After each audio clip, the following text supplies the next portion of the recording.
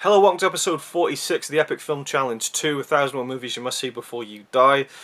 It is 1930s Earth, a silent film, a Russian silent film, directed by Aleksandr Dovzhenko. And that's the first and only time I'm going to try and pronounce his name. I couldn't figure it out for the life of me, but I was really expecting to love this one. A lot of people had commented it was a beautiful film, and it moved them to tears and things, and I'm a big silent film guy, so I was really looking forward to checking this one out. And right out of the, just spoilers, I didn't really like it that much. I appreciated it for what it was. I enjoyed it very much at certain points, but I didn't get into it fully. I really didn't. The story is based around a bunch of farmers in Russia, and it's about this collectivization of farmland and farmers, and basically the decision, I guess, by a government, I'm assuming. I don't really know Soviet history by any means, but there's farmers here, farmers there, farmers there. Some of them are making more money than others, off of their stuff, and so someone else is like, well, no, they're making too much, so we're going to take bits of their land. We're going to take the machinery, this, and kind of, and then so it's about that, I suppose. That's a very bad way of summing it up, but that's what I understood of it after I looked it up.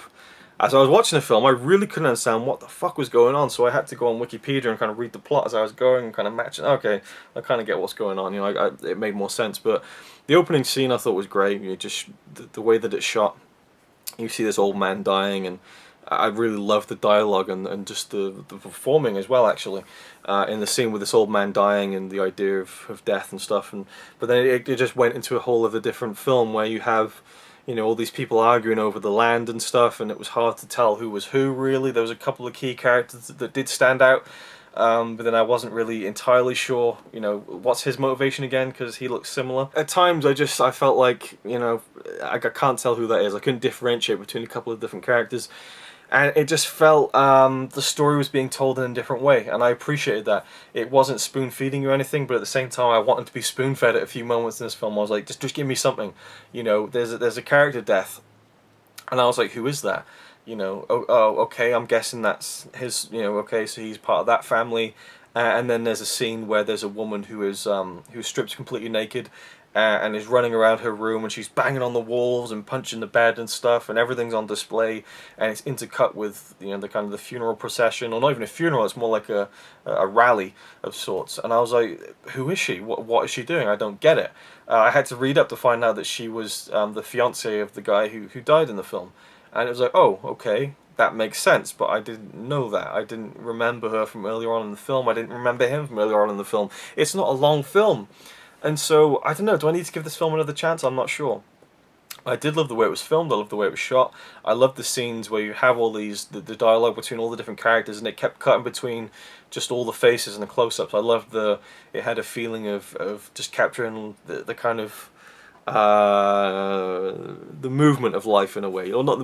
Kind of just the way that you cut to a face and they're like talking like this, and then you cut to another face and they're talking, or they're smiling or laughing or cheering, and the editing was really good in that, and the pacing of the editing felt like it was conducive to bringing to life people. That's how I felt about some of the parts of the film that I really did think were great, and a lot of the shots are kind of framed with like 3/4 of the screen from here up are just the sky, and so I would love to see this on Blu-ray. Maybe if I saw this in a nice high definition transfer, I would have a better opinion of it. And there's a great sequence that has lots of great editors, like montage style. In fact, a lot of the film has that, really. And it's why the film is praised, but I feel like Battleship Potemkin did it a lot better. I'll just say that. I felt like that had a better story to it, it had a better rhythm to it, and it was just a lot more effective. This one I feel like is, in terms of the editing and the montage style that was developed kind of in kind of Soviet Russia at the time in film history, I felt like, they did it better in Battleship Potemkin. This one, it worked, but it didn't work as well. And then by the end of the film, I just felt like, oh, I've done that now, So yeah, overall, I don't know. Is it a film you must see before you die? I'm gonna say no. I've seen plenty of silent films by this point, more than most, I'd say. and it just ain't one of the best ones I've seen. It really isn't. I can see why people like it. I can see the appeal, and perhaps on repeat viewings it will grow on me. But I didn't see anything special in it that I've seen in other films.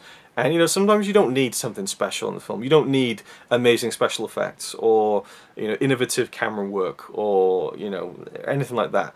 Sometimes it's just a good story that you can sink your teeth into. I think that is most basic. I think, for me anyway, for my taste, it's just a great story told well with good characters and stuff. That's sometimes all you really need. I mean, this is wild. There's not even a comparison, but just to say, you know, a film like Kramer versus Kramer, Dustin Hoffman, Meryl Streep, we talked about it before in this series. You know, there's nothing special about the way that thing is shot. There's nothing special about the editing was, I did like the editing in that film, but there's nothing over the top about it or noticeable. I think about, you know, there's nothing flashy about that film. What makes it great is the story, the characters, and that's kind of it. You know, and the performances. So yeah, they just, I didn't feel like the story held much water in Earth. Did they even mention that the film was called Earth? I'm not sure if I did. I must have. Anyway, it's called Earth, and it means the earth of the ground and the farmland and stuff. And I was just expecting to enjoy it a lot more than I did, and I didn't really. So that was a shame. I still think it's a good film, but it ain't a film you must see before you die. So yeah, that's my opinion, and for now, I'm sticking to it.